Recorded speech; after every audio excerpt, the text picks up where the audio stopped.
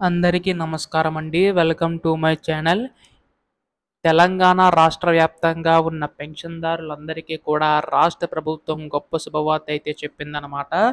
ప్రస్తుతం ఈ యొక్క పెన్షన్ సంబంధించి గాను ముఖ్యంగా చూసుకున్నట్లయితే మనకి ఈ యొక్క పెన్షన్ నిధులు పెంచేందుకైతే సిద్ధమవుతున్నట్టు తెలుస్తుందండి రాష్ట్ర ప్రభుత్వం అయితే. అయితే దీనికి సంబంధించి గాను రాష్ట్ర ప్రభుత్వం ఎప్పటినుంచి ఈ యొక్క పెన్షన్ పెంపు కార్యక్రమం చేపట్టనుందని చెప్పి చాలామంది పెన్షన్‌దారులైతే ఎదురు చూస్తున్నారు.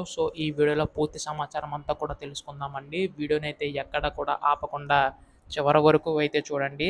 అంతకంటే ముందు కొత్తగా ఎవరైనా మన ఛానల్ చూసినట్లయితే దయచేసి వెంటనే ఛానల్ అయితే సబ్స్క్రైబ్ చేసుకోండి. దీని ద్వారా నేను పెట్టే ప్రతి చిన్న లేటెస్ట్ అప్డేట్ కూడా మీరు ఎప్పటికప్పుడు మిస్ కాకుండా తెలుసుకోగలుగుతారు.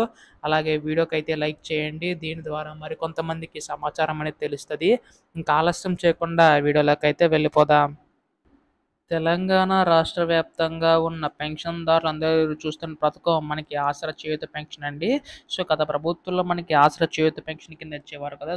ఆసరా పెన్షన్ కింద ఇచ్చేవారు. అయితే ఆ పెన్షన్ రద్దు చేస్తూ మనకి ఆసరా చేయూత పెన్షన్ సంబంధించి గాను ప్రభుత్వం అయితే అమలు చేసిందనమాట. అయితే ఇక్కడ మనకు ముఖ్యంగా చూసుకున్నట్లయితే ఇక్కడ వృద్ధులు, వితంతులు, ఒంటరి మహిళలు చూసుకుంటే రూ. 2,000 తీసుకుంటున్నారు. అలాగే దివ్యాంగుల పెన్షన్ రూ. 3,000. అయితే ఈ యొక్క పెన్షన్ సంబంధించి గాను 4,000 వరకు కూడా పెంచే అవకాశం ఉందండి. అలాగే 3,000 నుంచి 6,000 వరకు కూడా పెంచుతామని చెప్పి ఎన్నికల టైంలో హామీ అయితే ఇవ్వడం అయితే జరిగింది కదా! రాష్ట్ర ప్రభుత్వం అయితే.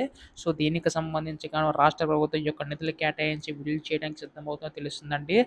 దాదాపుగా మనకి రాష్ట్ర వ్యాప్తంగా ఉన్న 43,00,000 మంది పెన్షన్‌దారులకు ఈ యొక్క పెన్షన్ ద్వారా లబ్ధి చేకూరుతుందన్నమాట. ముందుగా 5,00,000 మంది ఉన్న దివ్యాంగుల పెన్షన్ పెంచేందుకైతే సిద్ధమవుతుందండి. దీనికి సంబంధించి గాను మనకి రాష్ట్ర ప్రభుత్వం కూడా ఈ యొక్క నిధులనేవైతే విడుదల చేయబోతుందండి. అయితే మనకి రాష్ట్ర ప్రభుత్వం ఒక్కొక్క పథకం అమలు చేసుకుంటూ రావడం అయితే జరుగుతుంది కదా! అయితే మనకి ఇప్పుడు చూసుకుంటే రైతు భరోసా, అలాగే ఇందిరమ్మ ఇల్లు, గతంలో మనకి రైతు రుణమాఫీ, ఉచిత బస్సు కార్యక్రమాలకు సంబంధించుకొని అమలు చేసింది కదా! అయితే అలా ఒక్కొక్క పథకం కూడా అమలు చేసుకుంటూ రావడం అయితే జరుగుతుందండి. ప్రస్తుతం ఆసరా చేయూత పెన్షన్ కూడా అమలు చేయబోతుందన్నమాట. దీనికి సంబంధించిన విధానాలన్నీ కూడా మనకైతే విడుదల చేయబోతుంది.